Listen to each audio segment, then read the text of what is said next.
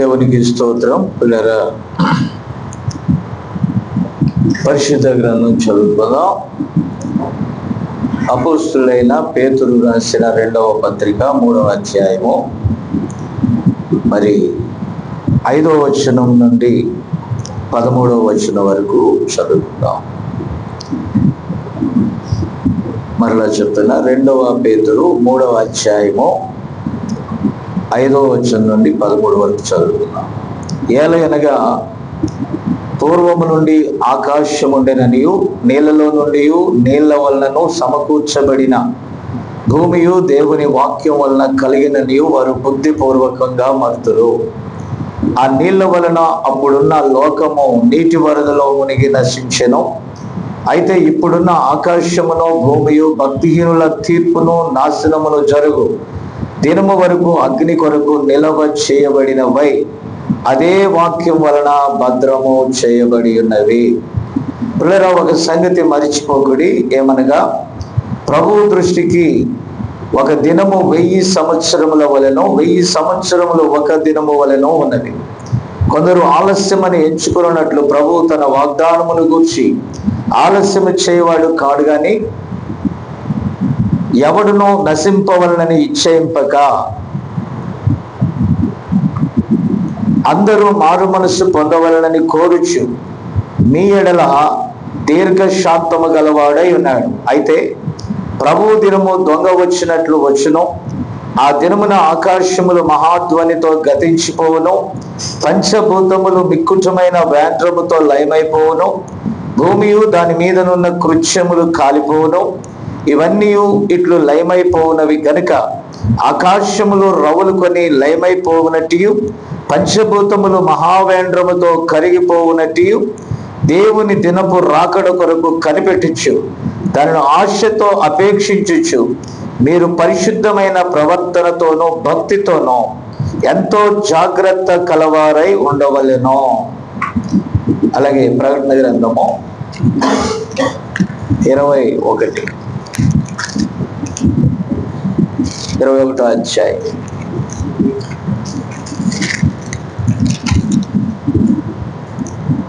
1 చదువుతాం. అంతటా నేను క్రొత్త ఆకాశమును క్రొత్త భూమిని చూచి తిని, మొదటి ఆకాశమును మొదటి భూమియు గతించిపోయెను, సముద్రమును ఇక లేదు. మరియు నేను నూతనమైన యెరూషలేమును, ఆ పరిశుద్ధ పట్టణము తన భర్త కొరకు అలంకరింపబడిన పెండ్లి కుమార్తె వలె సిద్ధపడి పరలోకమందున్న దేవుని యొద్ద నుండి దిగివచ్చుట చూచి తిని. అప్పుడు ఇదిగో, దేవుని నివాసము మనుషులతో కూడా ఉన్నది. ఆయన వారితో కాపురముండును, వారు ఆయన ప్రజలైందురు. దేవుడు తానే వారి దేవుడై ఉండి వారికి తోడైండును. ఆయన వారి కన్నుల ప్రతి బాష్ప బిందువును తుడిచివేయును. మరణము ఇక ఉండదు, దుఃఖమైనను ఏడ్పైనను వేదనైనను ఇక ఉండదు. మొదటి సంగతులు గతించిపోయిన నీ సింహాసనంలో నుండి వచ్చిన గొప్ప స్వరము చెప్పుట వింటిని. అప్పుడు సింహాసనాసీనుడై ఉన్నవాడు, ఇదిగో సమస్తమును నూతనమైనవిగా చేయుచున్నానని చెప్పారు. మరి ఈ మాటలు నమ్మకమును నిజమునై ఉన్నవి గనుక వ్రాయమని ఆయన నాతో చెప్పుచున్నాడు. మరియు ఆయన నాతో ఇట్లనెను, సమాప్తమైనవి నేనే అల్ఫాయు ఒమేగయు, అనగా ఆదియు అంతమునై ఉన్నవాడు. దప్పికొనిన వారిని జీవజలముల బొగ్గులోని జలమును నేను ఉచితముగా అనుగ్రహింతును. జయించిన వాడు వీటిని స్వతంత్రించుకొనును. నేను అతనికి దేవుడినై ఉండును, అతడు నాకు కుమారుడై ఉండును. ప్రార్థన చేద్దాం. ప్రేమగల మా తండ్రి, పరిశుద్ధుడా, నీకు వందనాలు, స్తోత్రాలయ్యా. తిరిగినైనా ఈ మిడ్ వీక్లో మరలా ఇలా కూడుకోవటానికి మీరు కృపనిచ్చారు. గత ఆదివారం కాచి కాపాడి ఎంతో శ్రేష్టమైన వర్తమానం ద్వారా బిడ్డలతో మాట్లాడటానికి కృపనిచ్చారు. తిరిగి మధ్యలో ఇలా కలుసుకోవటానికి ఈ వారమును మీరు ప్రత్యేక పరిచారు ప్రభా. నీ బిడ్డలు ఎంతో ప్రయాసతో ఈ చెన్నై పట్టణంలో ప్రభా ఈ చిన్న తెలుగు పరిచర్య వద్దకు నీ బిడ్డలను నడిపించారు. అందుని బట్టి నీకే వందనాలు, స్తోత్రాలనైనా. ఏవో ప్రభు, ఈ రాత్రి ఈ లేఖనము ద్వారా మీరు మాట్లాడండి, నీ స్వరమును వినిపించమని. దినమంతా ప్రభా ఈ వాక్యమును మా హృదయాలలో నింపి మమ్మలను ఉజ్జీవింప చేయమని, కృప చూపమని యేసుక్రీస్తు నామమున అడుగుచున్నాము, ఆమేన్. ఆమేన్. దయచేసి కూర్చోండి. ఎక్కువ ఆపేసి. హల్లెలూయా. పిల్లరా, ఈరోజు మరొక నూతన అంశాన్ని మీ ముందుకు తీసుకొస్తున్నాను. అది పరలోక పెండ్లి కుమారుడు భూలోక పెండ్లి కుమార్తె యొక్క భవిష్య గృహము. ఇది మరి ప్రవక్త బోధించిన అంశం అండి. పిల్లరా, చాలా విషయాలు మనము తెలియచేయాలని ఈ వర్తమానముల ద్వారా నేను ఆశిస్తున్నా. ఎందుకంటే చాలా మందికి కొన్ని విశేషతలు ఈ కాలానికి స్పష్టంగా తెలియదు. కాబట్టి ఆగస్టు నెల 2వ తేదీ 1964లో మరి గడియ వర్తమానికుడు బోధించిన అంశం ఇది. ఆమె మంచిది. పిల్లరా, ఇక్కడ పరలోక పెండ్లి కుమారుడు మరియు భూలోక పెండ్లి కుమార్తె యొక్క భవిష్య గృహము. ఆమేన్.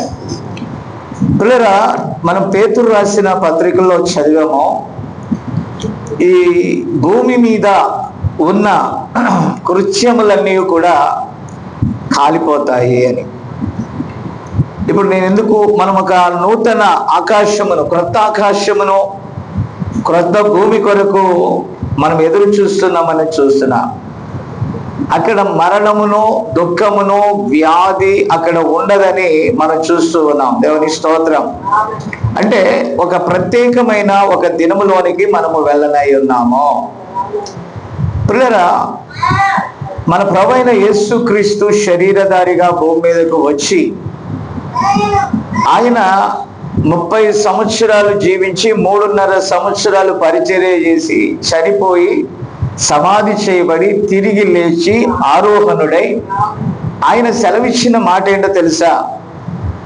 తన ప్రజలకు ఇచ్చిన వాగ్దానం ఏంటో తెలుసా? తనను నమ్మిన వారికి ఇచ్చిన వాగ్దానం ఏంటంటే, నా తండ్రి ఇంట అనేక నివాసములు ఉన్నవి. ఆమేన్.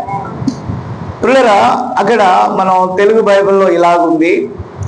అయితే ప్రవక్త అంటాడు, అది గ్రీకు భాషలో, లేదంటే హెబ్రీ లేక గ్రీకు భాషలో, నా తండ్రి రాజ్యములో ఎన్నో కుర్చీలు ఉన్నాయి. ఆ రాజ్యము ఇల్లు కాదు, ఇల్లు ఆ రాజ్యము అనగా ఆయన రాజ్యంలో మనకు స్థలం ఉన్నది. ఇది ఎందుకు నేను చెప్తున్నానంటే, దేవుని ఏదేనో ఎలాగైతే సాతాను వశమైందో ఆమె, అలాగే సాతాను వశములో ఉన్న దీనిని తిరిగి దేవుడు విడిపించి మరలా ఆయన వశం చేసుకొని మనకిస్తున్నాడు. దేవునికి స్తోత్రం. అక్కడ పన్ను నొప్పులు ఉండవు, గుండె నొప్పులు ఉండవు, వ్యాధులు ఉండవు, మరణం ఉండదు. అది ఒక సమాధానకరమైనటువంటి రాజ్యము. చాలా మంది ఈ రోజుల్లో, అంటే ప్రభు చిత్తమైతే ఆదివారం మరింత లోతుగా చెప్తాను, ఈ రోజుల్లో మన వాళ్ళు చెప్పేది ఏంటంటే, నువ్వు దేవుడిని నమ్ముకో, నీకు మంచి ఉద్యోగం వస్తుంది. మళ్ళీ ఎవరి రాజ్యంలో వస్తుంది? ఎవరి ఏదేంలో వస్తుంది? సాతాను ఏదేంలోనే మంచి ఉద్యోగం ఎవడే వాళ్ళు నీకు ఇప్పుడు. పిల్లరా, యేసు ప్రభు బాప్తిస్మం పొందిన తర్వాత, అంటే ఆయన శరీరధారిగా భూమి మీద ఉన్నప్పుడు, బైబిల్లో మత్తయి సువార్త, మార్కు సువార్త, లూకా సువార్త, యోహాను సువార్త మనం చదివినప్పుడు ఆయన జీవితాన్ని మనం చూస్తాం. ఒక్కొక్క లేఖికుడు, ఒక్కొక్క ఆయన ఒక్కొక్క విధంగా చక్కగా ఆయన జీవితాన్ని మన కోసం ఉంచారు. అలాగే 4 జీవుల లెక్క మనం చూసుకున్నట్లయితే ఇది ఒక ప్రొడక్షన్. మత్తయి సువార్త సింహం, అవునా? అలాగే మరి ఆ యొక్క మార్కు సువార్త దూడ, అలాగే లూకా సువార్త మనుషుని యొక్క ముఖము, యోహాను సువార్త ఎగురుచున్న పక్షిరాజు. కాబట్టి ఒక్కొక్క విధంగా చూస్తే ఆ 4 సువార్తల్లో మన యొక్క లైఫ్ అంతా కూడా యేసుక్రీస్తు యొక్క జీవితంలో మనకు ఒక మాదిరి అక్కడ మనం చూస్తున్నాం. Praise the lord. ఇప్పుడు మీరు ఇక్కడ కూర్చున్నారు, మీరు ఎక్కడున్నారు? ఈ చెన్నైలో అరుళ్ మాస్టర్ గారు మన కోసం ఇచ్చినటువంటి ఈ రెంటెడ్ హౌస్లో మీరున్నారు. మీకు అర్థమైందా? ఈ హౌస్ ఎక్కడుంది అని అంటే చెన్నైలో ఉంది అంటారు. ఎక్కడుంది? చెన్నైలో ఎక్కడుంది అని అంటే సిఆర్పిలో అంటారు. సిఆర్పిలో ఎక్కడుంది అని అంటే రాజీవ్ గాంధీ నగర్లో అంటారు. రాజీవ్ గాంధీ నగర్ ఎక్కడుంది, ఎన్నో తెరువు అని అంటే అది ఏమని చెప్తాం మనం? 3వ తెరువు అంటాం. ఓకేనా? కాబట్టి అక్కడ మనము భూమి మీద ఒక ఉనికిని క్లారిటీగా అడ్రస్ మనం చెప్తున్నాము. Praise the lord. అలాగే నువ్వు దేనిలో నివసిస్తున్నావు అని అంటే నా శరీరంలో నివసిస్తున్నానని నువ్వు అంటావు. మీకు చాలాసార్లు చెప్పినట్టుగా బాడీ అంటే 5 ఇంద్రియాల ప్రపంచంలో మన శరీరము, అలాగే స్పిరిట్, అలాగే జోయి, సోల్. ఆమెన్. కాబట్టి ఇదంతా కూడా ఈ దేహంలో, ఈ రక్త మాంసములుగా ఉన్నటువంటి దేహంలో నీవు నివాసం చేస్తున్నప్పుడు ఈ శరీరము నుండి కలిగినటువంటి ప్రతి ఇంద్రియము యొక్క ఆకర్షణ ఆ శరీరంలో ఉంటుంది. మీరు ఎక్కడున్నారు అని నేనంటే 2 తెరల లోపల ఉన్నారు. ఎక్కడున్నారు? ఏం తెర? Body and spirit. ఆ తర్వాత ఈ 2 తెరలలో మీరు ఎవరి పోలిక? అమ్ములు ఎవరి పోలిక అంటే ఆటోమేటిక్గా వాళ్ళ అమ్మ పోలికో వాళ్ళ నాన్న పోలికో. ఓకేనా? అలాగే యశోద ఎవరి పోలిక అంటే వాళ్ళ అమ్మ పోలికో వాళ్ళ నాన్న పోలికో. కానీ నీ ఆత్మ ఎవరి పోలిక అంటే అమ్మ పోలిక కాదు, నాన్న పోలిక కాదు. దేవుడు నీకు అనుగ్రహించిన ఆయనలోని భాగమై ఉన్నది. చాలా మంది ఏం చెప్తున్నారు? కేవలం శరీర సంబంధమైన వాటిని గురించే మాట్లాడుతున్నారు. ఏమంటున్నారు? అందరు అన్నట్టుగానే చెప్తున్నారు. వాక్యం ఎలా చెప్తున్నారు? ఏం తినాలో? దేవుడు నన్ను బాగా ఆశీర్వదించాడండి, నాకు తిండికి కొదువే లేదు. కానీ నీ ఆత్మ సంగతి ఏంటి? ప్రవక్త అంటాడు 2 కుక్కలను పెంచుతున్నామంట మనం లోపల. ఎన్ని కుక్కలు? ఈ 2 కుక్కలను మనం పెంచుతున్నామంట. ఏంటి? తెల్ల కుక్క, నల్ల కుక్క. ఇప్పుడు నువ్వు తెల్ల కుక్కను బలంగా ఉంచావు అనుకో, అది వెళ్ళి నీ శరీరం అనే నల్ల కుక్కని అదుపులో పెడుతుంది. అలాగే నీ శరీరం అనే నల్ల కుక్కకి బాగా పెట్టావు అనుకోండి తిండి, అప్పుడు అది దేన్ని అదుపులో పెడుతుంది? తిండి వలన, మత్తు వలన, ఐహిక విచారాల వలన లోపల ఉన్న ఆత్మకు కావలసినటువంటి బలము దానికి అందకుండా పోతుంది. Praise the lord. దేవునికి స్తోత్రం. కాబట్టి ప్రియమైన దేవుని బిడ్డలారా, అయితే యేసు ప్రభు ఈ భూమి మీద ఉన్నప్పుడు అన్నాడు, నా తండ్రి ఇల్లు ఉంది, నా తండ్రి రాజ్యం ఉంది. ఏ రాజ్యం? చనిపోయిన దేవునిని విశ్వసించి చనిపోయిన వారు అందరూ ఏ రాజ్యానికి వెళ్తున్నారు? మళ్ళా వాళ్ళు థియోఫనీ బాడీతో, లేకపోతే ఆ మహిమగల రాజ్యంలో వారు అక్కడ నివాసం చేస్తున్నారు. అయితే ఇక్కడ దేన్ని విడిచేస్తున్నారమ్మా? మీ అమ్మా నాన్న ఇచ్చిన ఈ దేహాన్ని ఎక్కడ విడుస్తున్నారు? అంతరిక్షంలోనా? ర్యాకెట్లో తీసుకెళ్ళి అంతరిక్షంలో విడుతున్నారా? ఎక్కడ విడుస్తున్నారు? ఒక అంతరిక్షంలో ఉన్న వాళ్ళు అయినా సరే వాళ్ళు ఎక్కడ విడుస్తున్నారు? ఒక స్థానంలో విడిచిపెట్టేస్తున్నారు. ఎప్పుడైతే నీలోని జీవము బయటికి వెళ్ళిపోతుందో ఈ దేహం ఏమైపోతుంది? దేహం ఏమైపోతుందండి? ఏ మట్టిలో నుండి అయితే వచ్చిందో, ఏ మట్టిలో నుండి అయితే వచ్చిందో ఆటోమేటిక్గా నీవు ఎన్ని ద్రావకాలు వేసి కొన్ని వందల సంవత్సరాలు దాన్ని దాచినా దానిలో జీవం లేదు. ఏం లేదండి? చెప్పాలి, దాంట్లో ఏం లేదు. అలాగైతే ఈ శరీరమును గురించి మాత్రమే సేవకులు బోధించినట్లయితే ప్రాస్పరిటీ గురించి వాళ్ళు జీవము లేని ప్రసంగాలు చేస్తున్నారు. ఏ ప్రసంగాలు చేస్తున్నారు? ఇప్పుడు యేసు ప్రభు బాప్తిజమం పొంది 40 దినాలు ఉపవాసం చేశాడు ఆయన. ఆమేన్. ఆ కొండ మీద ఆయన ప్రార్థన చేస్తా ఉన్నాడు. ఓకేనా? ప్రార్థన చేస్తా ఉంటే 40 దినాలు అయిన తర్వాత, అయితే 40 దినాల్లో సాతాను గాడు ఎక్కడున్నాడో మనకు తెలియదు. ఈ 40 దినాలు ప్రార్థన అయిపోయిన తర్వాత అపవాది వచ్చాడు. అపవాది వచ్చి అన్నాడు, అపవాదికి తెలుసు నువ్వు ఎందుకు వచ్చావో నాకు బాగా తెలుసు. దేవుని సంగతి మనం తెలుసుకోలేకపోతున్నాం. వాక్యం ఎంత శక్తి గలదో మనం తెలుసుకోలేకపోతున్నాం. యేసుక్రీస్తు ఎంత శక్తిమంతుడో, ఆయన దేవుడై ఉన్నాడని మనం తెలుసుకోలేకపోతున్నాం. కానీ యేసుక్రీస్తు దేవుడని సాతాను కూడా అంట, లేకపోతే దెయ్యములు కూడా అంట నమ్మి, దెయ్యములు కూడా ఏం చేస్తున్నాయి? నమ్మి. అయితే మనకు భయం ఉందా? ఎందుకని? కనీసం దెయ్యంలాగా కూడా లేమనుకుంటా నాకు తెలిసి. దెయ్యం అయితే పట్టుకుంటుంది దేవుణ్ణి. ఎవరు పట్టుకుంటున్నారు? దెయ్యం అయితే. అది మనం ఎందుకు పట్టుకోలేకపోతున్నాం? అసలు దెయ్యానికి దేవునికి మధ్యలో ఉన్నాం కాబట్టి పట్టుకోలేకపోతున్నాం. నా మాట విన్నారా? కాబట్టి ఎక్కడో బంధించబడ్డాం మనం. దెయ్యములు కూడా ఆత్మలు, దెయ్యములు అంటే ఆత్మలు. ఆ డీమన్స్ అవి ఏం చేస్తున్నాయి? నమ్మి భయపడుతున్నాయి. కానీ మనలో భయం లేదు.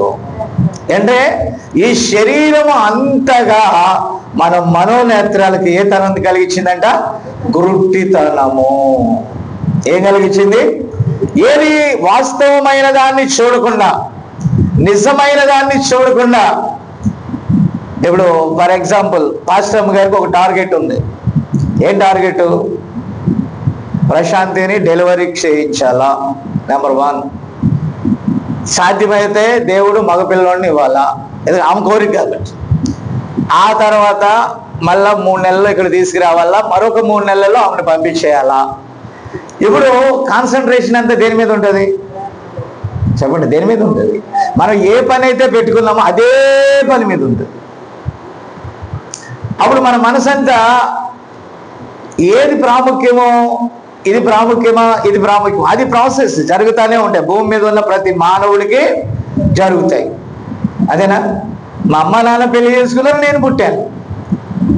నేను పాస్టరమ్మ గారు పెళ్లి చేసుకున్నాం, వారు పుట్టారు. వారు పెళ్లి చేసుకున్నారు, వారికి పిల్లలు పుట్టారు. జన్య పెళ్లి చేసుకుంటే ఆమెకి పిల్లలు పుడతారు. That is the routine. అదేంటంటే ప్రాసెస్. ఈ ప్రాసెస్కి లింకు లేదు. అది శారీరక ధర్మము, ఇది ఆత్మీయ ధర్మము. అదే అంటే మనం శరీరంలో ఉన్నాం కాబట్టి శరీర సంబంధమైన ప్రాసెస్ నడుస్తుంది. కానీ ఆత్మ అనేది ఉత్తమమైనది. ఇప్పుడు అంటున్నాడు, నా తండ్రి ఇంట, అంతేనా? ఆ మహిమలో, నా రాజ్యములో మీకు అనేక సౌధాలు ఉన్నాయి, సింహాసనాలు ఉన్నాయి. ఆమేన్. మీరందరూ నాతో కూడా వచ్చి నా ఎదుట కూర్చుంటారు, నా రాజ్యంలో కూర్చుంటారు. దేవుని స్తోత్రం. కాబట్టి పిల్లరా, ఇప్పుడు సాతాను ఇక్కడే ఒక చిన్న దాన్ని ఏమంటారు, జంక్షన్ నేను చెప్తున్నా, జాగ్రత్తగా విన్నాను నేను. ఆ జంక్షన్ ఏంటంటే, సాతాను యేసు ప్రభు దగ్గరికి వచ్చింది. ఆ చిన్న సిచ్యువేషన్ మేము ముందుకు తీసుకొస్తున్నా. సన్ని వినండి. పన్ను నొప్పి కూడా మైండ్ ఇటు పెట్టేసేయి. నీ పన్ను నొప్పి కాదు, మొత్తం తలకాయ మారి కొత్త తలకాయ వస్తుంది. దేవుని స్తోత్రం. సెట్టింగ్ అంతా మార్చేయగలడు. ఎవరు సృష్టికర్త? ఎవరు? ఎండియా? అంటే ఎంబీబీఎస్ ఎండియా? అని సృష్టికర్త కాదు. సృష్టిలో స్వస్థత అనేటటువంటి పుస్తకాలు చదివి ఆ బ్యాక్టీరియాకి, ఆ వైరస్కి, లేకపోతే ఆ పంటికి సంబంధించిన ఏ బ్యాక్టీరియా అయితే ఉందో దానికి మందు ఇస్తాడు. ఆ బ్యాక్టీరియా తగ్గలేదనుకో, ఫర్ ఎగ్జాంపుల్ ఏమనుకో, భయపడు, కర్వపడుకులే. ఈ మధ్య ఒక సోదరులు ఉన్నారు, పాస్టర్ గారు. ఆ పాస్టర్ గారి కంట దరిదాపుగా ఒక చాలా సంవత్సరాలుగా పంటి నొప్పి వస్తానే ఉందంట. బిల్లలు వేసుకున్నాడంటే తగ్గుతుందంట, డాక్టర్ దగ్గరికి వెళ్తున్నాడంటే తగ్గుతుందంట. ఈ మధ్య అలా పంటి నొప్పి వస్తుంది, మళ్ళీ 4-5 నెలలు ఉంటుంది, పోతుంది, మళ్ళీ పంటి నొప్పి వస్తుంది, 1 సంవత్సరం ఉంటుంది, పోతుంది, మళ్ళా పంటి నొప్పి వస్తుంది, 2 సంవత్సరాలు అయింది, మళ్ళా పంటి నొప్పి వస్తుంది. చివరికి అసలు ఈ పన్ను సంగతి ఏంటి అని పంటి డాక్టర్ దగ్గరికి వెళ్ళి నా పన్ను పీకే అన్నాడంట. ఆ పంటి డాక్టర్ అన్నాడంట, ఇది పీకుడు పన్ను కాదు. ఏ పన్ను కాదు? పీకు పన్ను కాదు, ఆ మూలంలో అది క్యాన్సర్గా మారిపోయింది అన్నాడు. విన్నారా? ఆ క్యాన్సర్ కూడా ఎంత స్థాయికి వెళ్ళిపోయిందంట? 4th, అంటే దాన్ని ఉంటుంది స్టేజ్ 1, స్టేజ్ 2, స్టేజ్ 3, స్టేజ్ 4, అంటే అడ్వాన్స్ స్టేజ్కి వెళ్ళిపోయిందంట. ఏ స్టేజ్కి? అప్పుడు డాక్టర్ అన్నాడంట, పలానా చోటకి వెళ్ళి కీమోథెరపీ ఇమ్మన్నాడంట. ఏ థెరపీ?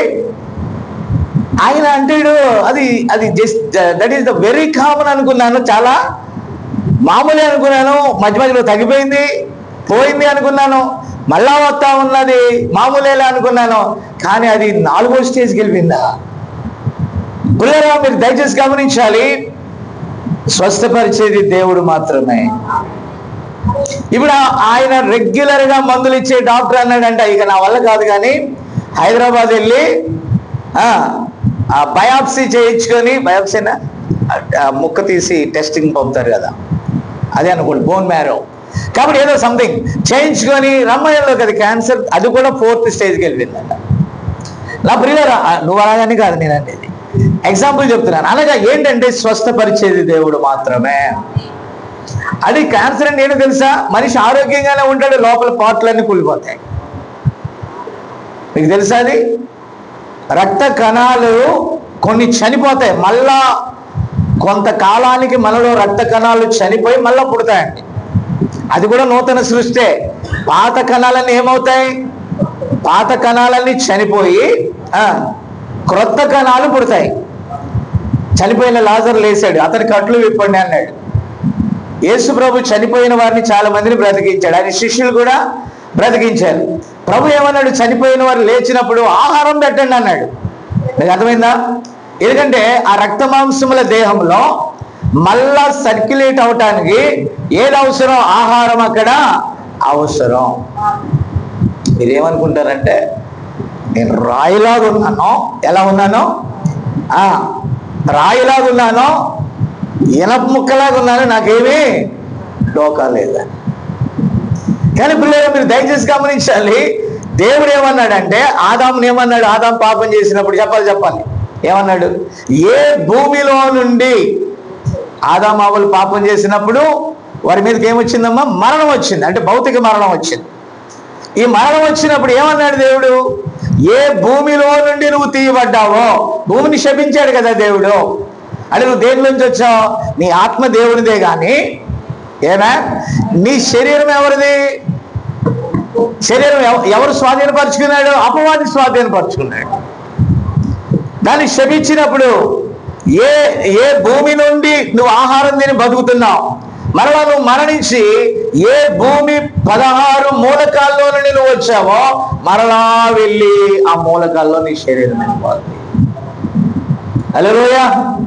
నా మాట అర్థం కాలేదా? అప్పుడు మనం దేని ఆధారం బేస్ చేసుకుంటున్నాం? మనం ప్రతిదానికి కళలు కంటున్నాం. కళలు మనసుతో కంటారా, శరీరంతో కంటారా? డ్రీమ్ శరీరంతో కాదు. శరీరం కంటదా? దేంతో కంటారు? కళ మనసులో వస్తుందా, శరీరంలో వస్తుందమ్మా? శరీరంలో వస్తే ముగ్గురు నడిచినట్టుగా ఉంటుంది, అది వేరు. అది కాదు కదా. దేంట్లో వస్తుంది? Mind, thinking. నా మాట విన్నారా?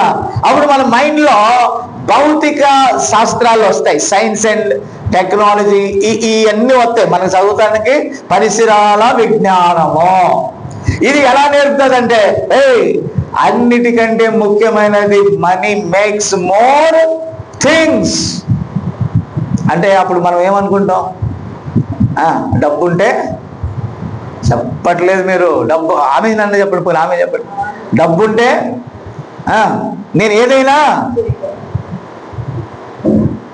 అర్థం కావట్లేదా మీకు? అంటే ఏంటి? నీ బేస్మెంట్ ఏదని చెప్తున్నాడు సాతాను వచ్చి. నా మాట మళ్ళా వింటలా మీరు, మీకు అర్థం కావట్లా. నేను సాతాను తన ఏదేనులో తాను ఏదైతే ప్రొడక్ట్స్ పంపించాడో, ఏదైతే ఉత్పత్తి చేశాడో అది నిజమని నమ్మిస్తున్నాడు మనల్ని. డబ్బు పరలోకంలో లంచం ఇస్తే దేవుడు తీసుకుంటాడా? ఇది కట్ట తెచ్చాను, 1 కోటి రూపాయలు తెచ్చాను, నన్ను పరలోకాన్ని తీసుకొని చేతిలో పెడితే ఏమవుద్ది? ప్రతాప్, ఏమవుద్దండి? ఎవరు మాట్లాడలేదు?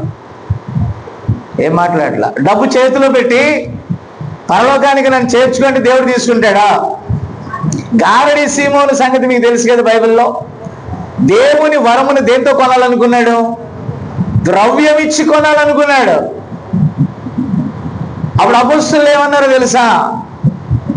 నీ బుద్ధి చాలా దేవుని ఎదుట బహు చెడిపోయింది, భయంకరమైన మూర్ఖపు అంధకారంలో నువ్వు ఉన్నావు, దేవుని ఎదుట నువ్వు అలా చేయడం తప్పు అని. అపొస్తలులు ఏమన్నారో తెలుసా? ఈనాటి అపొస్తలులు నాకు చెప్పకండి, కథలు చెప్పకండి. ఈనాటి సేవకుల గురించి.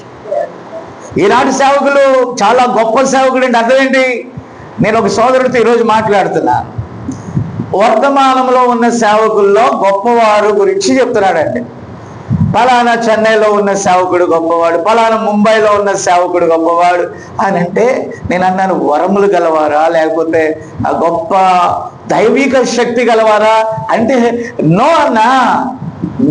వాళ్ళు కనపడరు కానీ కోట్లు సంపాదించారంట. తీసిపడే అబ్బాయి, కోట్లు ఎవరికి కావాలి? నీకు అర్థం కాలేదా? ఇంకొక పాస్టర్ గారు అన్నాడంట, జాన్ కోలా గారు మామూలు వ్యక్తి కాదు, అందరూ కోట్లు వేసుకున్న సేవకులతోటే డీలింగ్ లో ఉంటాడంట. ఏ సేవకులతో ఉంటానో పిల్లరా, వాళ్ళు కోట్ వేసుకుని వస్తే నేనేం చేయాలి అక్కడ అంటే? పెద్ద పెద్ద వారితో ఆయన కలిసి, అంటే వాళ్ళ ఉద్దేశం నాకు అర్థమైంది. పెద్దవాళ్ళు అంటే ఫార్చునర్ కారులో వస్తే ఒక స్టేటస్, కియా కారులో వస్తే ఒక స్టేటస్, కియా కంటే ఫార్చునర్ ఎక్కువ, ఆడి కారులో వస్తే ఒక స్టేటస్, బెంజ్ కారులో వస్తే, రేంజ్ రోవర్ కారులో వస్తే, BMW కారులో వస్తే అప్పుడు పెద్ద సేవకుడు. డైరెక్ట్ ఫ్లైట్ లో వస్తే, సొంత ఫ్లైట్ కలిగి ఉంటే, ఏ ఫ్లైట్? ఎవరు మాట్లాడతారు?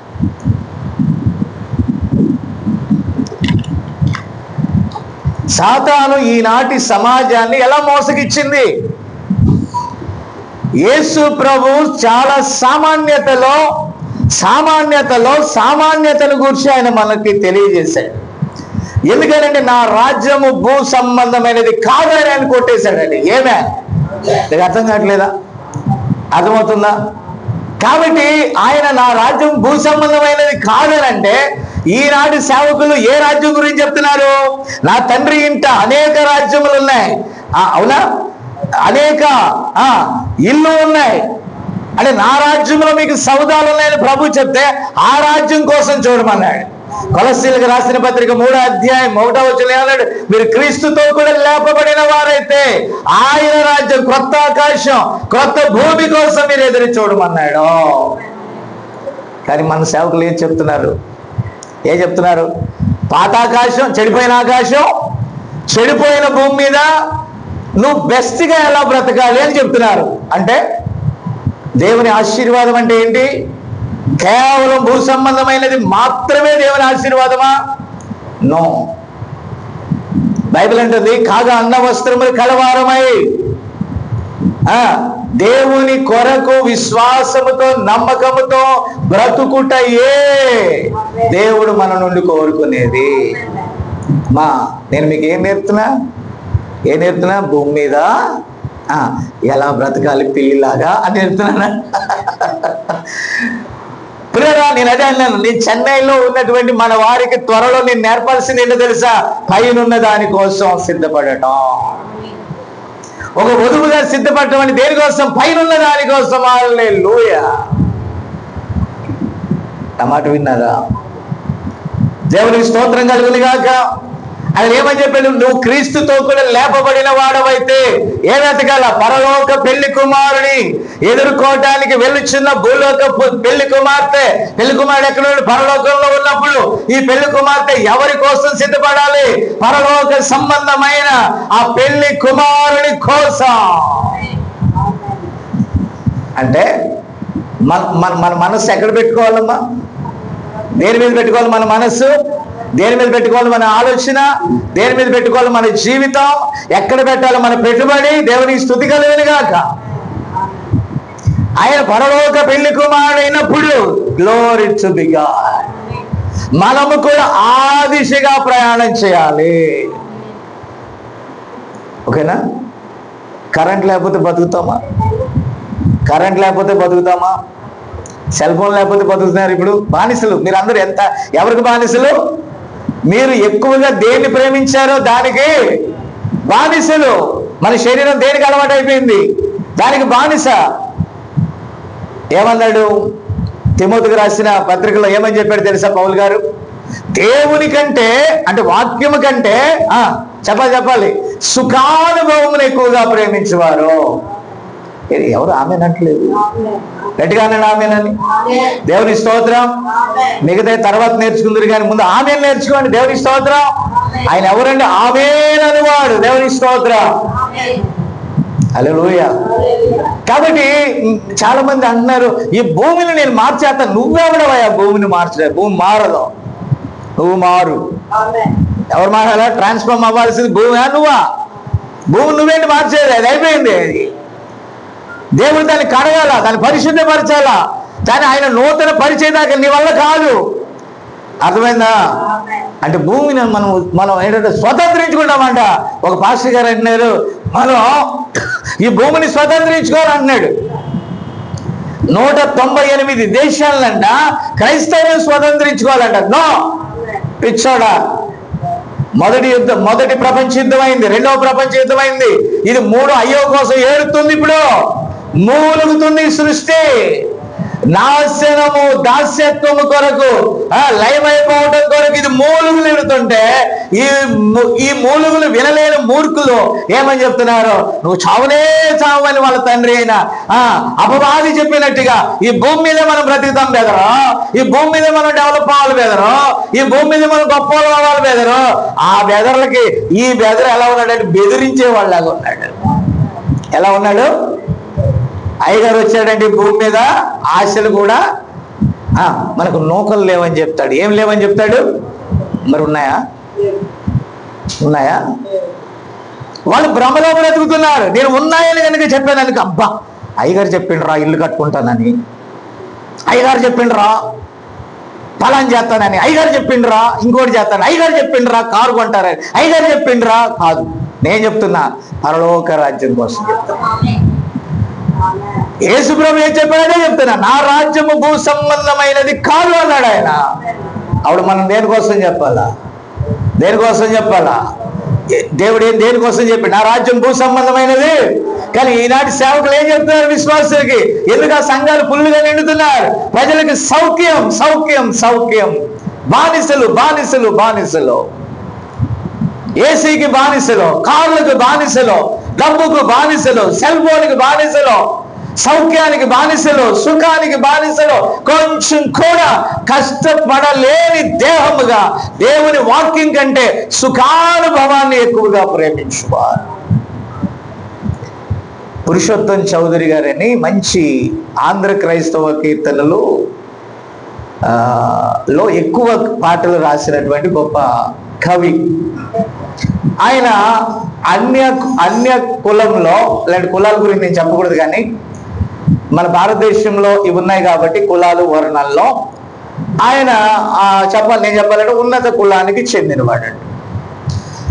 ఒక కరపత్రిక అతన్ని ఆకర్షించింది. అది చదివాక ఆ వేదాలలో నుండి వేదాభ్యాసం చేసేటటువంటి ఆ వ్యక్తికి నిజమైన రక్షకుడు యేసు ప్రభువు అని తెలుసుకున్నాడండి.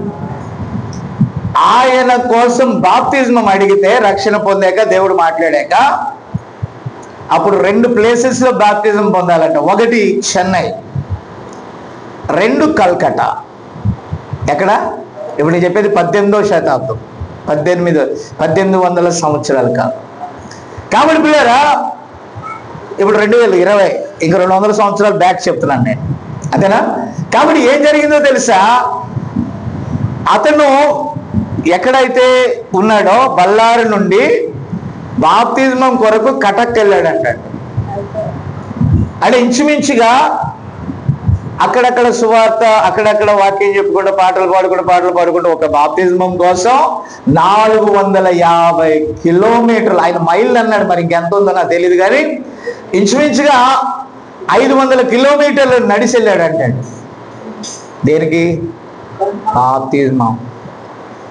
ఇప్పుడు మనం ఏం చేయాలి? బాప్తిజం ఇవ్వాలంటే ఒక ట్రక్కు నీళ్లు తీసుకొచ్చి ఇంటి ముందే ఏమి ఇవ్వాలా చెప్పాలి? మీరు దేవుని రాజ్యం కోసం పోరాడాలి, శ్రమ నొందాలి, సాధ్యమైతే పోరాడి దాన్ని మనం పొందుకోవాలి. అది యేసుప్రభు ఏమన్నాడు? నేను జయించిన ప్రకారం మన నూతన ఆకాశం, నూతన యెరూషలేము, లేకపోతే ఆ నూతన సృష్టిలోకి ప్రవేశించాలంటే ఈ సృష్టిలో నువ్వు పోరాటం చేయాలి. దేనికోసం పోరాటం? వాక్యము ఎలాగైతే ఉందో అదే వాక్య ప్రకారం నిలబడటానికి నీ ఇగోను చంపుకోవాలి.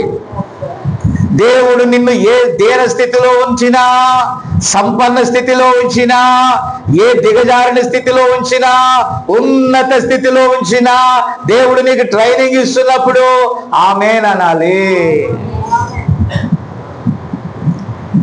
నేను మీకు చెప్పేశాను. అంటే ఇప్పుడు మీరు ఒక పొజిషన్కి వచ్చి టప్పని కింద పడ్డాం అనుకో, పొజిషన్ జారి. ఇప్పుడు నా మాట గుర్తొస్తుందా మీకు?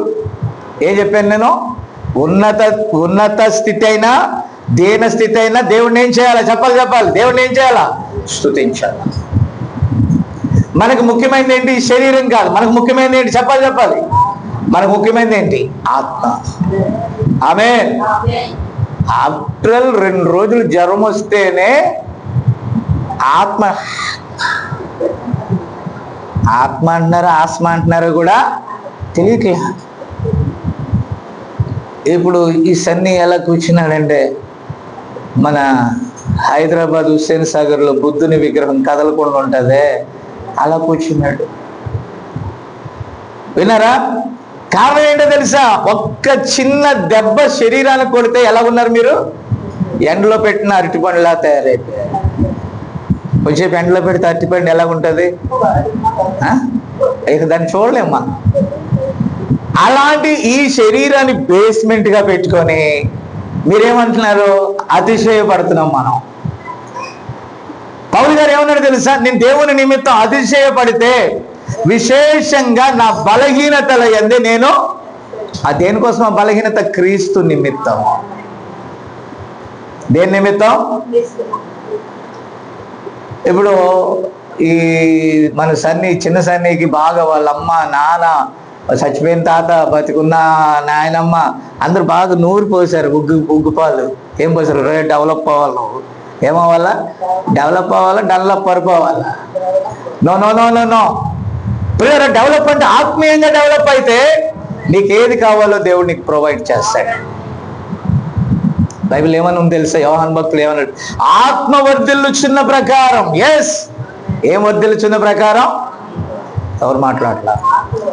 ఆత్మ వర్ధిల్లుచున్న ప్రకారం అన్ని విషయాల్లో వర్ధిల్లు. ముందు నువ్వు ఏ విషయంలో వర్ధిల్లాలి? నువ్వు ఆత్మ విషయంలో వర్ధిల్లాలి. దేవుని స్తోత్రం. హల్లెలూయా. నేను ఈ పరలోక పెళ్లి కుమారుడు, భూలోక పెళ్లి కుమార్తె యొక్క భవిష్య గృహం గురించి చదువుతుంటే అక్కడ ఈ కొటేషన్ ఉంది, కానీ నేను ఎవరన్నా అడిగితే చెప్తా, మీకు ఎందుకు చెప్పాలి? విన్నారా? అక్కడ నేను ఒక పాయింట్ చదివాను. అదేంటో తెలుసా? ఒక విషయము, ఒక ఆయన అడిగాడు ప్రవక్తని. నేను మనమ్మతో కూడా మధ్యాహ్నం చెప్పానండి. నేను ఫీల్ అవుతున్నాను. ఎందుకు ఫీల్ అవుతున్నానంటే, ప్రభా నాకు నిలకడ లేదా? లింగంగుంటలో చేసిన నా ప్రయాణం 150 మందిని చేయటం, అక్కడి నుంచి వెళ్ళిపోవటం, 100 మందిని చేయటం, అక్కడి నుంచి వెళ్ళిపోవటం. మీరు ఒక 50 మంది అయితే మళ్ళీ వెళ్ళిపోవాలేమో. నా మాట విన్నారా? కాబట్టి నాకు ఇదే నా డ్యూటీ. నా మాట అర్థమవుతుందా?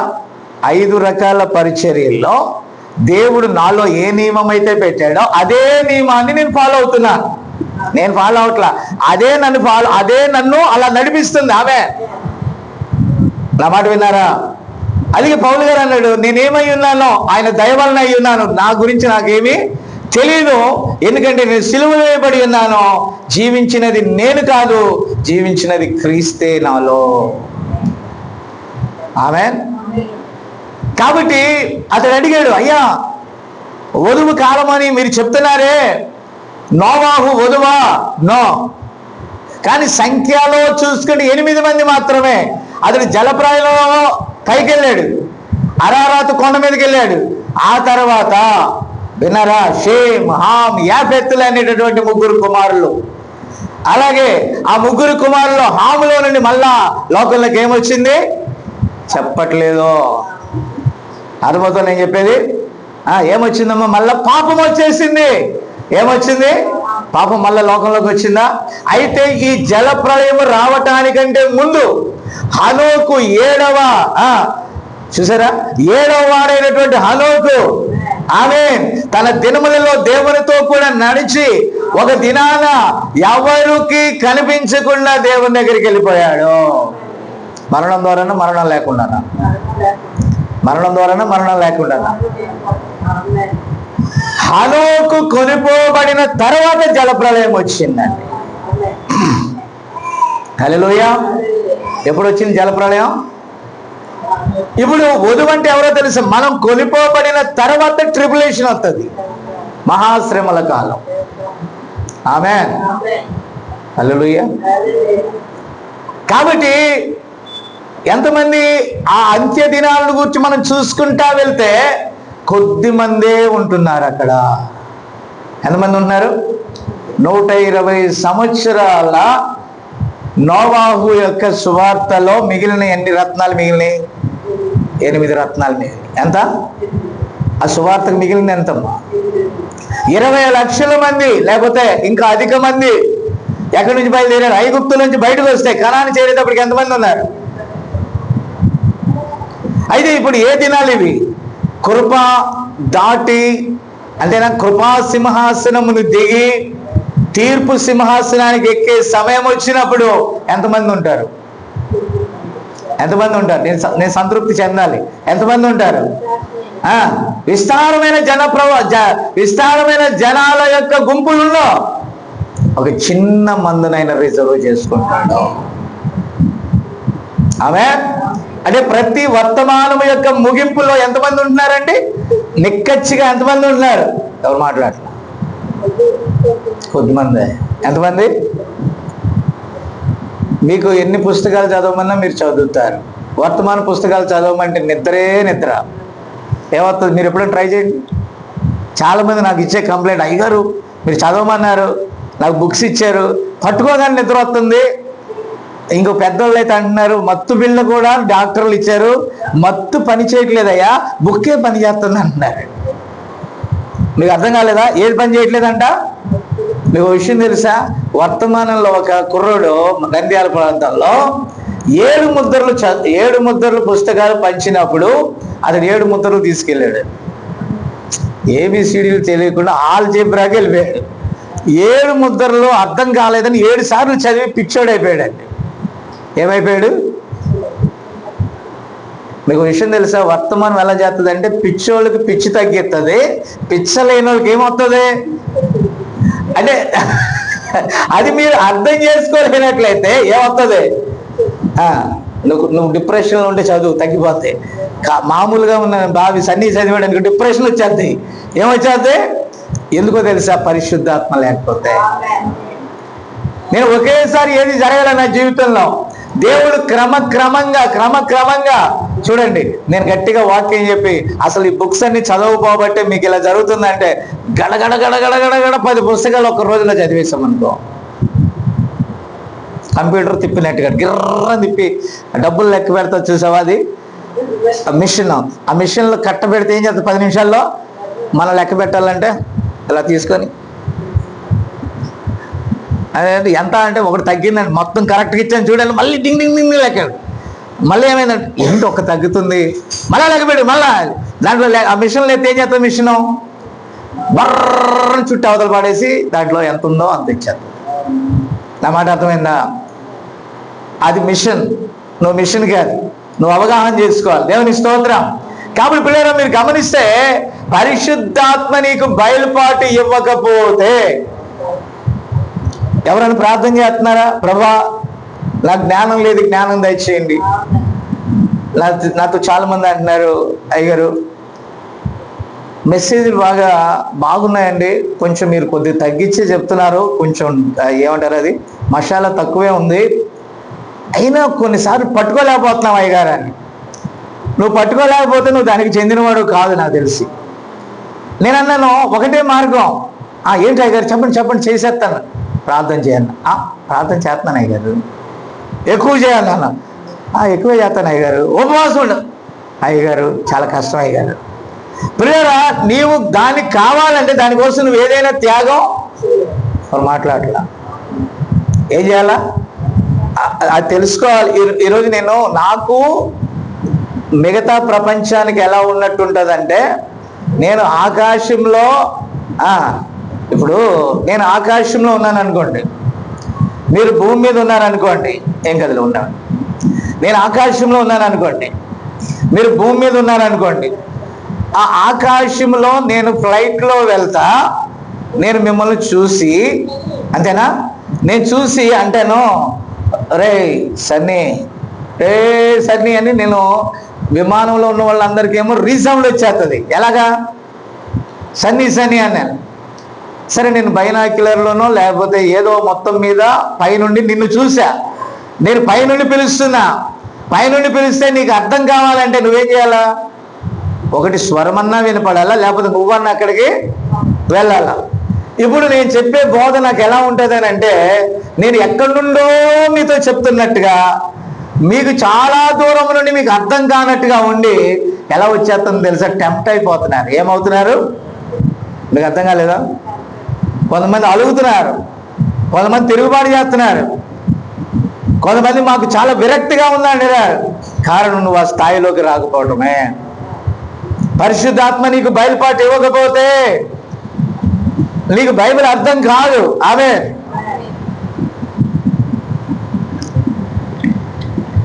బహుశా నువ్వు అక్షరాన్ని, నా మాట వినండి, ఇటు చూడండి, అవును వదలండి.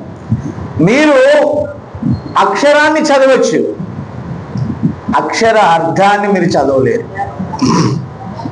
అక్షరం చంపుద్ది, అయితే పరిశుద్ధాత్మ ద్వారా నువ్వు చదివితే అది జీవింపజేస్తుంది. అంతేనా? హెబ్రీయులకు రాసిన పత్రిక 4వ అధ్యాయం 12వ వచనంలో ఏమని చెప్పబడిందో తెలుసా? కీళ్లను మూలుగులను విభజించినంత మట్టుకు దూరుచు హృదయం యొక్క తలంపులను అది ఏం చేస్తుందంట? పరిశోధిస్తుంది. Praise the lord. వాక్యం లోపలికి వెళ్ళాలా వద్దా? నీ శరీరాన్ని దాటుకొని వెళ్ళాలా, నీ ప్రాణాన్ని దాటుకొని వెళ్ళాలా, అది నీ జీవంలోకి వెళ్ళాలా, నీ సోల్లోకి వెళ్ళాలా. ఆమేన్, ఆమేన్. కాబట్టి బైబిల్ అంటుంది హృదయం ఘోరమైన వ్యాధి గలది.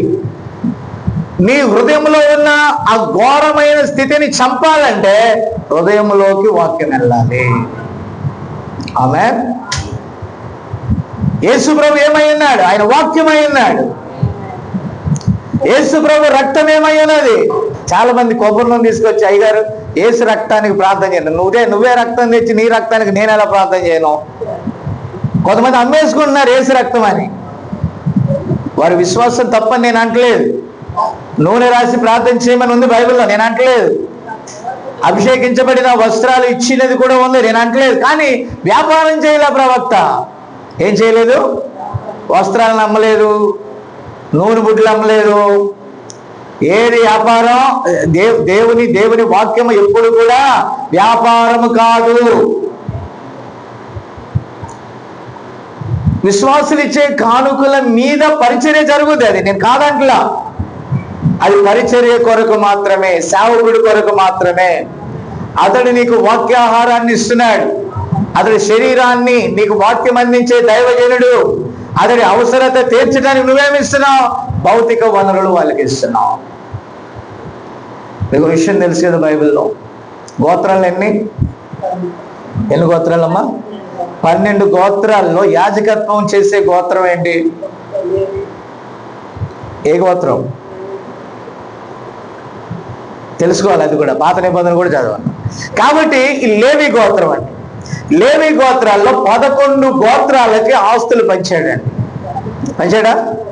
ఇప్పుడు లేవి గోత్రానికి ఆస్తి ఇచ్చాడా? ఇవ్వకుండా మీ 10వ వంతులన్నీ కూడా లేవీనికి ఇవ్వండి అన్నాడు. అంటే ఎవరికి? వాళ్ళకి ఏముండకూడదు? చెప్పట్లేదు మీరు. ఆస్తి ఇవ్వలేదు కదా, భాగం పంచిచ్చాడా? లేవి గోత్రీనికి భాగం పంచిచ్చాడా? ఆ 11 మంది ఇచ్చినది లేవికి, లేవి ఏం చేయాలా? దేవుని మందిరంలో యాజకత్వం చేయాలా. వాళ్ళ పాపముల నిమిత్తం రక్త ప్రోక్షణ అక్కడ చేయాలా. ఆ రక్తమును వారి పాపముల ప్రాయశ్చిత్తం కొరకై ఆ రక్తమును వారి మీద చిలకరించి ప్రార్థన చేయాలా. అది యాజకుడు. హల్లెలూయా. ఇప్పుడు యాజకుడు ఎక్కడ నివాసం చేస్తాడు? ఆ దేవుని యొక్క నిబంధన గుడారం ఉందే, టెంట్. విన్నారా?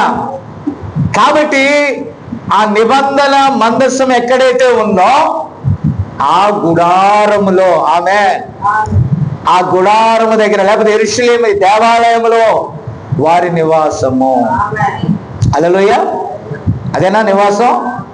ఆ డూప్లెక్స్ ఇల్లా, పెద్ద పెద్ద ఆస్తుల, కోట్ల రూపాయలకి ఇన్కమ్ ట్యాక్స్లు కడుతున్నారు ఈ సేవకులు. బైబిల్ నుంచి పుట్టిన సేవకుల, బైబిల్ పక్కన పుట్టిన సేవకుల వీళ్ళు. ఎవరు గట్టిగా చెప్పట్లా? బైబిల్ నుంచి వచ్చిన వాళ్ళ, బైబిల్ పక్క నుండి వచ్చిన వాళ్ళ, అది వాక్యంలో నుండి వచ్చిన వాళ్ళ, వాక్యం బయట నుండి వచ్చిన వాళ్ళ. వాక్య ప్రకారం కాకుండా వాక్యం బయట నుండి వచ్చిన వాడు దొంగయో ఎంత మాట్లాడరు అసలు. వాడెవడు వాక్యానికి బయట, వాక్య క్రమంలో లేకపోతే, వాక్యానికి బయట ఉంటే వాడెవరు? వాడు దొంగయు దోచుకొనువాడు.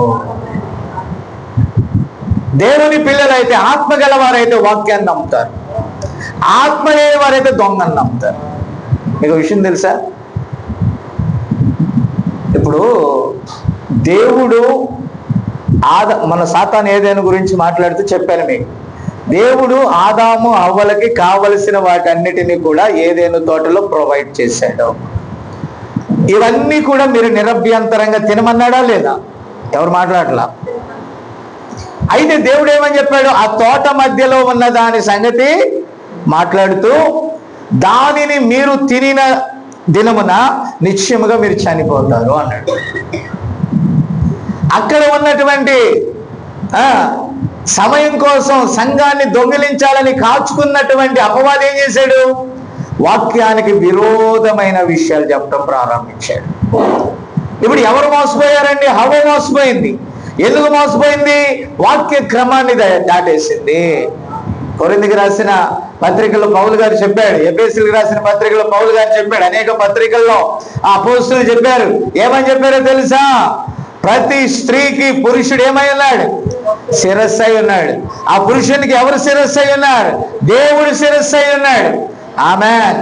కాబట్టి ఈ క్రమం ప్రకారం దేవుడు చెప్పింది ఆదాము విన్నట్లయితే ఆదాము యొక్క క్రమంలో అవ్వ లోబడి ఉండాలి.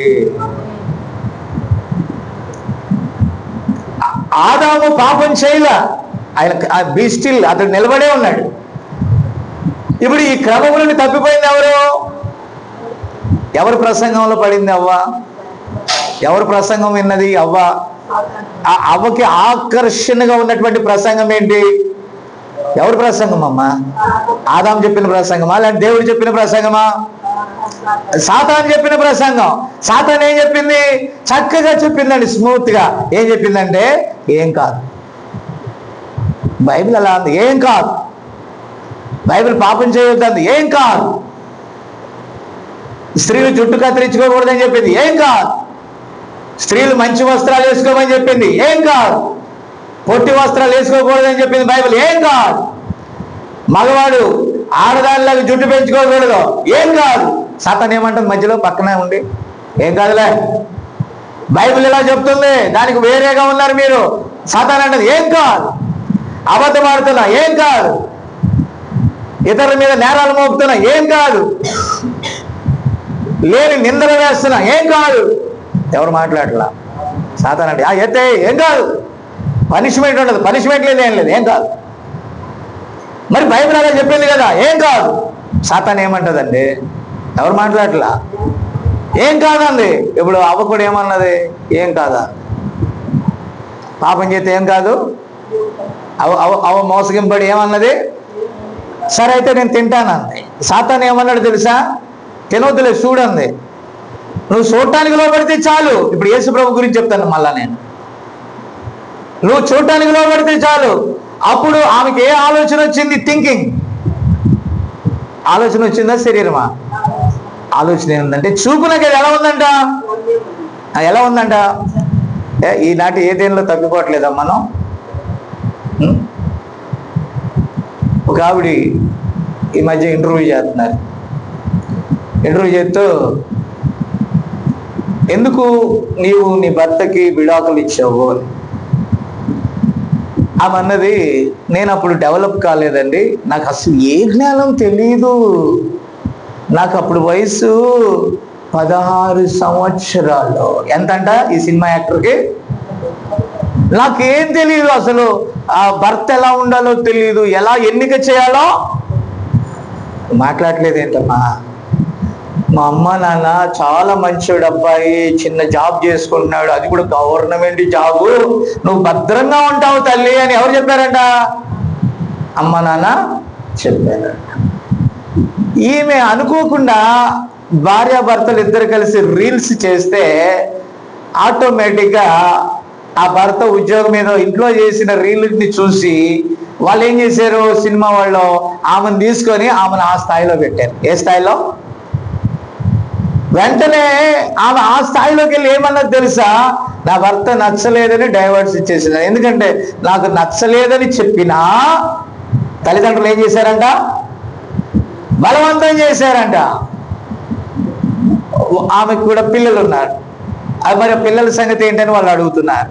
పిల్లల సంగతి ఏంటని వాళ్ళు అడిగితే, నా పిల్లలు కూడా నాలాగా స్వేచ్ఛ అంట. ఏంటంట? మాట్లాడరేంటమ్మా? ఏంటి స్వేచ్ఛ అంటే ఏంటి? సాతాను అదే కదా. నీకేం కాదు, స్వేచ్ఛ, నా ఇష్టం అంతే. ఏమనంటే పెద్ద లేదని చెప్తే పిల్లలు ఏమంటారు? Only my self, what you say. ఈ కాలం నీకేం తెలుసు? నా ఇష్టమో. అమ్మ నువ్వు చెప్పు నాన్నకి, ఏ ఇష్టం? మాట్లాడరేంటమ్మా? నా ఇష్టం. పోనీ పని చేస్తున్నారంట, నా కష్టం, నేను మీ మీద బతుకుతున్నానా? ఇచ్చింది నవ్వుతుంది ఏంటి అమ్ములు? నేను మీ మీద బతుకుతున్నానా? నా ఇష్టం. నో, ఆర్డర్ ఒకటి అంటూ ఉంది, నీ ఇష్టం చేసుకోవడానికి లేదు. దేవుని క్రమం అనే కాడి ఉంది, దేవుని వాక్యం అనే కాడి ఉంది. నువ్వు కాడి నుండి తప్పిపోయినట్లయితే మరణము నీ మీద ఏలుబడి చేస్తుందని దేవుడు చెప్పాడు. ఆజ్ఞాతిక్రమము పాపము, పాపం వల్ల వచ్చే జీతము మరణము. ఆ మరణము ఈ భూమి మీదకి వచ్చింది. ఇప్పుడు వారు తప్పు చేయడం వల్ల అది ఆగిందా? మరణం వచ్చిందా? ఒక మానవుని ద్వారా మానవులందరికీ. అతడు కూడా ఏం చేశాడు? మళ్ళీ అవమాట విని తాను చేసిన పాపం వలన రక్తంలోకి పాపం వచ్చేసింది, మన రక్త మాంసంలోకి పాపం వచ్చేసింది. ఆమేన్. అంటే పాపము కూడా క్రియారూపం దాల్చింది. నా మాట అర్థం కాలేదా? ఇప్పుడు ఆ పాపం వల్ల వచ్చిన జీతం ఏమైంది?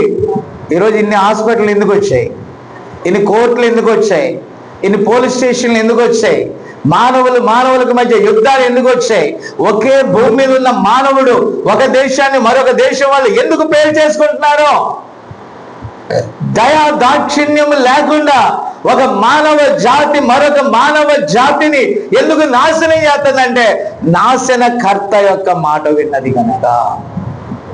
మొదటి నుండి వాడు ఎలాంటంట? నరహంతకుడు వాడు. అసలు వాడికి మనకు పొత్తే లేదు. ప్రవక్త ప్రార్థన చేసేటప్పుడు అంటాడంట, ఇది దేవుని సొత్తు, ఈ సొత్తును విడిచిపెట్టి నువ్వు పోని వ్యాధిని తీసుకుని ప్రవక్త ప్రార్థన చేసేవాడంట. నువ్వు దేవుని సొత్తు అయితే నువ్వు ఎలా ప్రార్థన చేసుకోవాలి తెలుసా? పంటి నొప్పిని కలిగించే బ్యాక్టీరియా వైరసా, యేసు నామములో నీకు ఆజ్ఞాపిస్తున్నా, నేను యేసయ్య సొత్తు అయినాను. ఇదిగో నీ వ్యాధి, నీ బలహీనత నాలో నుండి get out from my body. Amen. ఏమని చెప్పాలమ్మా? ఏమని చెప్పాలా? మనం అంటది చక్కని విజయలక్ష్మి బెటరా దాన్ ద బెస్ట్. ఇక్కడ ఎవరన్నా ఉన్నారా డాక్టర్స్? అంటే అర్థం ఏంటి? ఈ వ్యాధిని నువ్వు ఎందుకు రప్పించావో నాకు తెలుసు, దాని వలన దేవుని 500 ధనాన్ని డాక్టర్కి ఇప్పించడానికని నాకు తెలుసులే. దేనికోసం?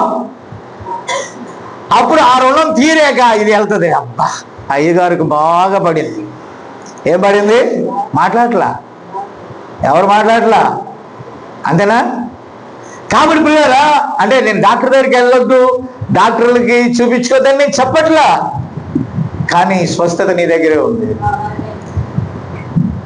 అయితే నువ్వు దాన్ని పొందుకోలేకపోతున్నావు. ఈరోజు వచ్చిన పెద్ద సమస్య ఏంటంటే, అపవాది చేసే మోసం ఏంటంటే, అపవాది చేసే దగ ఏంటంటే, నువ్వు దేవుని భార్య అయితే, నేను ఒక ఆయన అన్నాడు, పాస్టర్ గారు మీరేంటి అంత రూఢిగా మాట్లాడుతున్నారు, మొన్నటి ప్రసంగంలో ఇది ప్రవక్త మాటగా మాత్రమే కాదు కానీ ఈ కాలానికి ఇది నా మాట అన్నారు, ఎంత ధైర్యం మీకు అన్నాడు.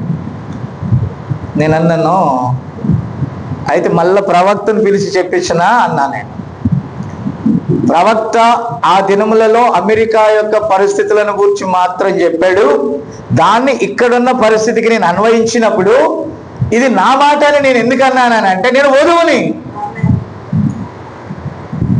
7 సంఘ కాలములలో ఎఫెసు నుండి లౌదికియా వరకు ఉన్న 7 దూతలు కూడా వధువు కోసమే. I'm master piece.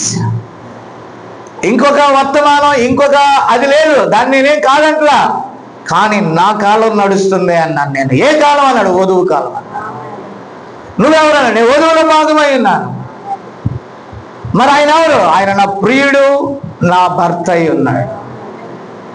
కాబట్టి ఆయన నా భర్త అయినప్పుడు, వాక్యం నా భర్త అయినప్పుడు నేను వాక్యంలో భాగస్వామిని అయి ఉన్నాను. వాక్యంలో లేనిది నేను చెప్పట్లా. అపోస్తుల కాలం మొదలుకొని, ప్రవక్తల కాలం మొదలుకొని, ఆది నుండి ఇప్పటి వరకు వారు ఏ కాలంలో ఆయన నిన్న నేడు అంటే ఈరోజు రేపు ఒకటే రీతిగా ఆమేన్. ఆయన నిన్న నేడు రేపు ఆయన ఏమై ఉన్నాడండి? మారని దేవుడై ఉన్నాడు. హల్లెలూయా. నా మాట అర్థమవుతుందా? కాబట్టి ప్రియరా, మీరు దయచేసి గమనించాలి, ఆయన మారని దేవుడు. హల్లెలూయా. ఆయన మార్పు లేని దేవుడు. బహుశా పవర్ రాలేదనుకుంటాడు, ఇక్కడ స్విచ్ ఆపేసినట్టున్నారు.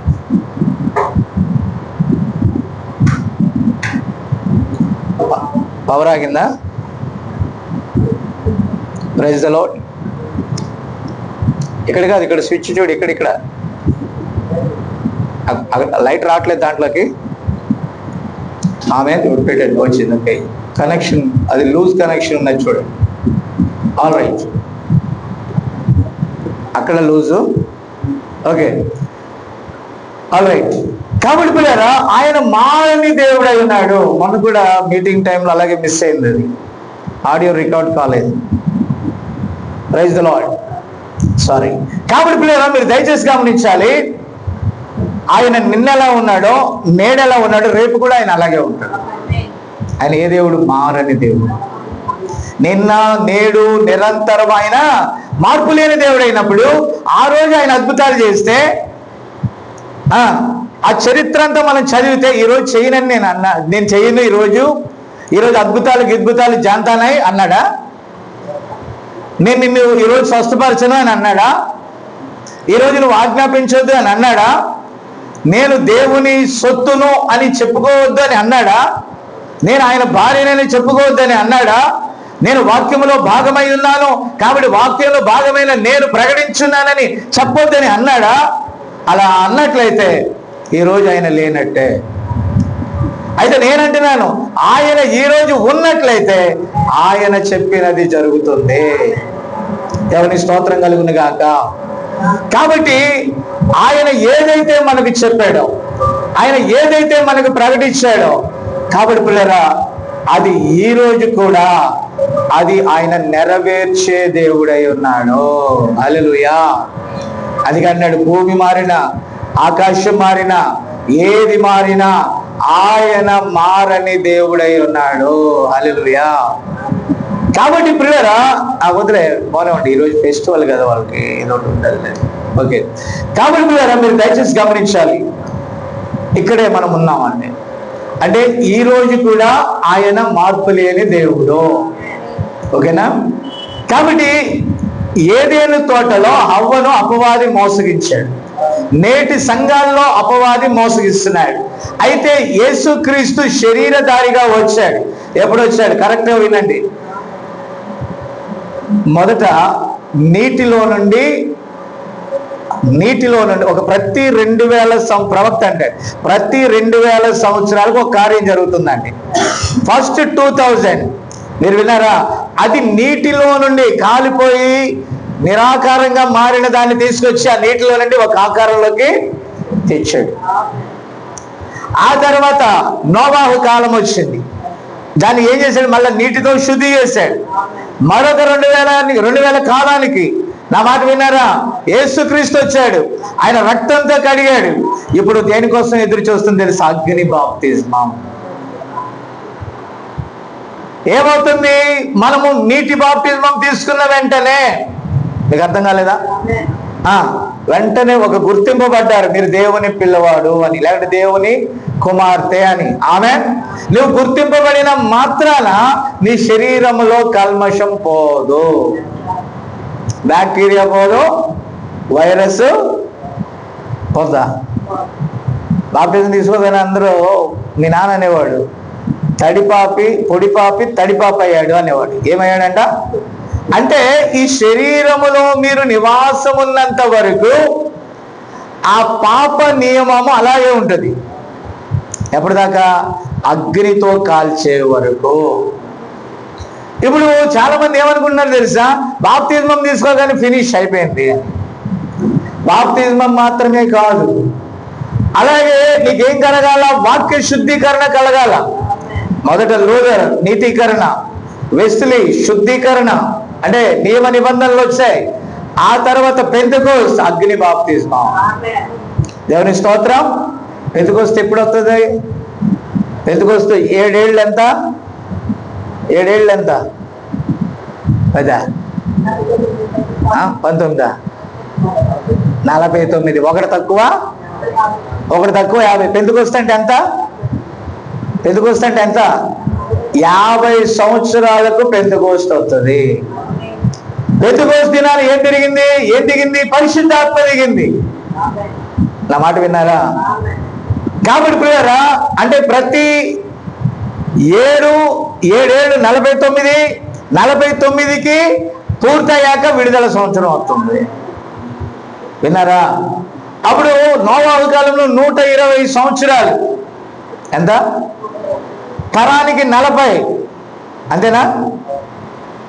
పిల్లలు మీరు దయచేసి గమనిస్తే 3 4 120, అంటే ఎన్ని తరాలకి ఆ నిబంధన, 120 అంటే 3 తరాలకి.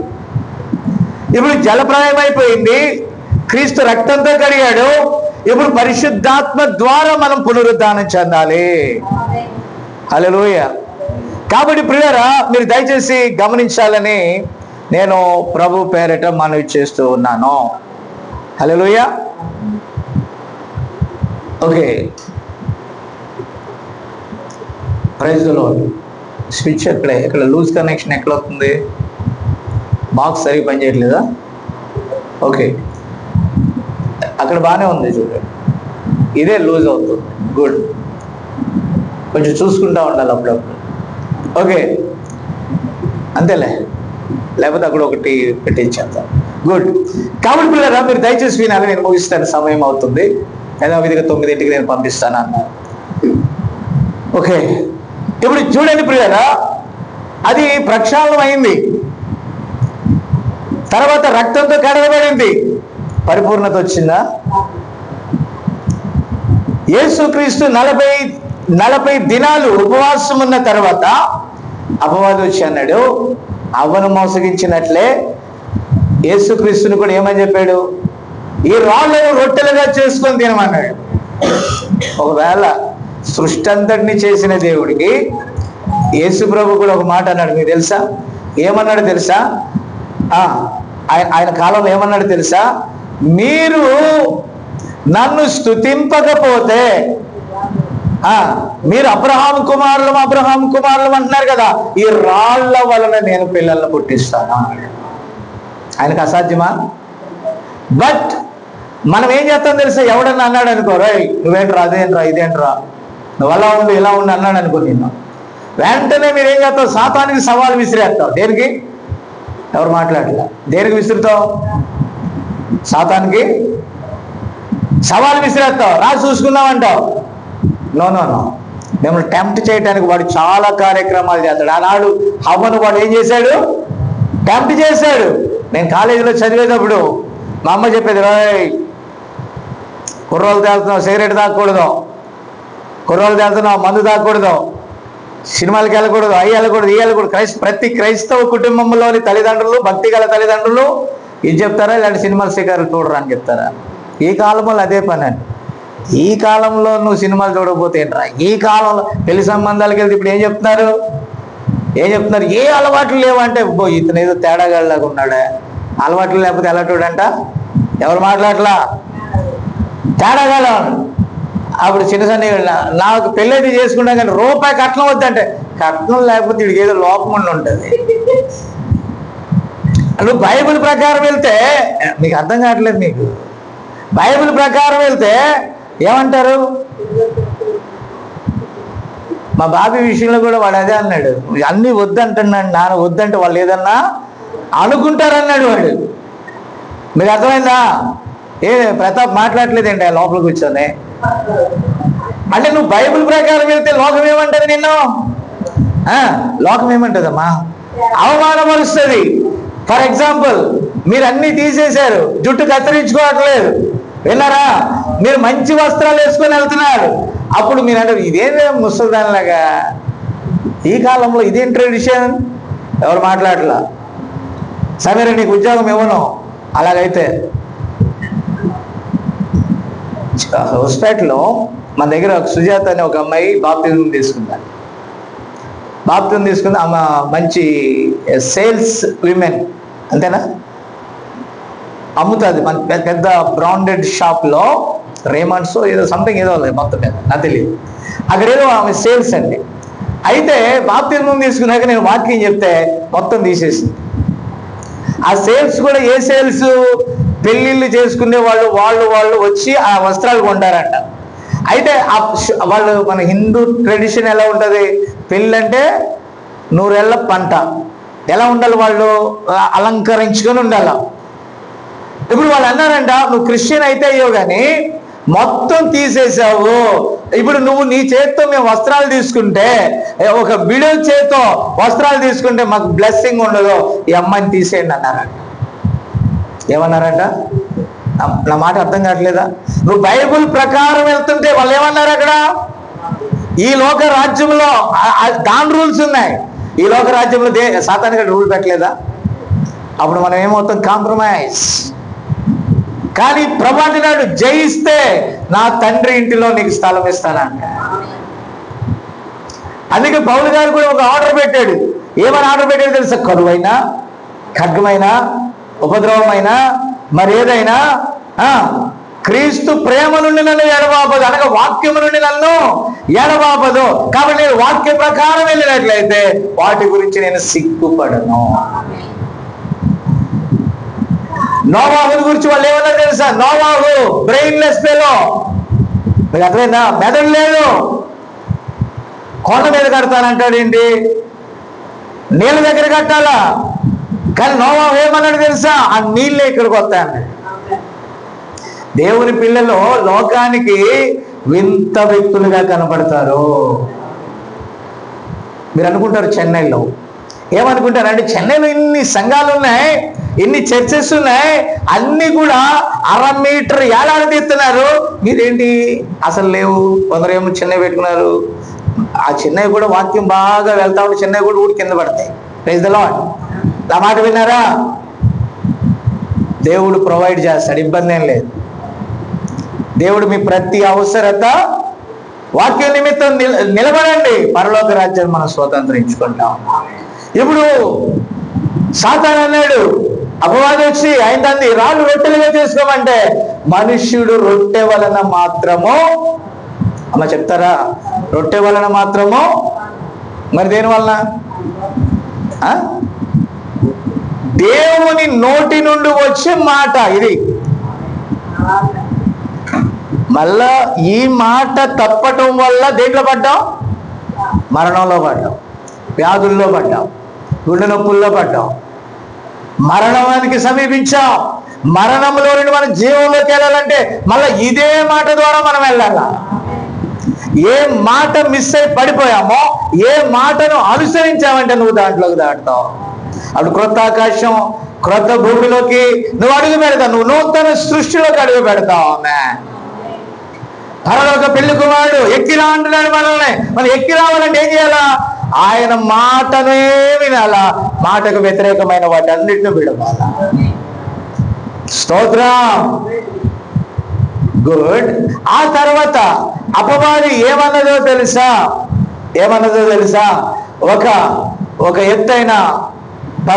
ఎత్తైన శిఖరం మీద తీసుకెళ్ళి ఇక్కడ నుంచి ఉరికే ఆ కీర్తనల గ్రంథంలో ఉన్నటువంటి వాక్యాన్ని జ్ఞాపకం చేసి ఇక్కడ నుంచి కనుక నువ్వు ఉరికితే ఏం చేస్తాడు? దేవదూతలు వచ్చి నీ పాదములకు రాయి కూడా తగలనివ్వకుండా నేను కాపాడుతారు. నువ్వు చాలా అద్భుతాలు చేసేవాడుగా మారిపోతావు.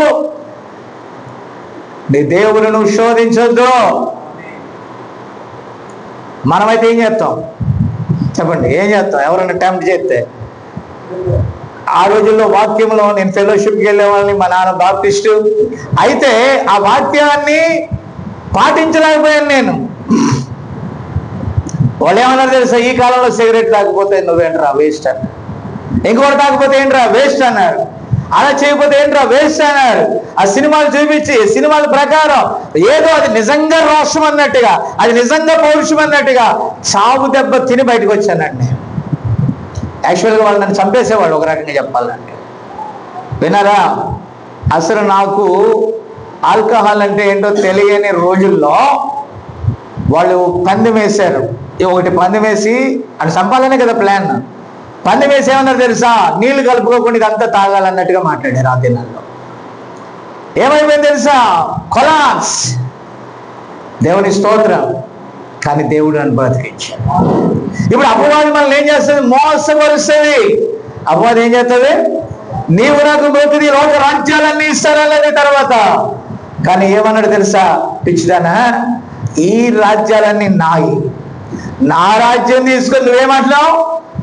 ఇప్పుడు నా రాజ్యం నీ రాజ్యంగా మార్చుకున్నావు. ఫర్ ఎగ్జాంపుల్ అరుణ్ మాస్టర్ గారు ఇల్లు ఎవరిదే? ఇప్పుడు మనం ఎవరు రాజ్యంగా మార్చుకున్నాం? ఎవరు రాజ్యంగా మార్చుకున్నాం? కట్టెలు కట్టేసాం, క్యాలెండర్లు పెట్టేసాం, మైక్ సిస్టమ్ పెట్టేసాం, మిక్సర్ పెట్టేసాం, బోర్డు పెట్టేసాం.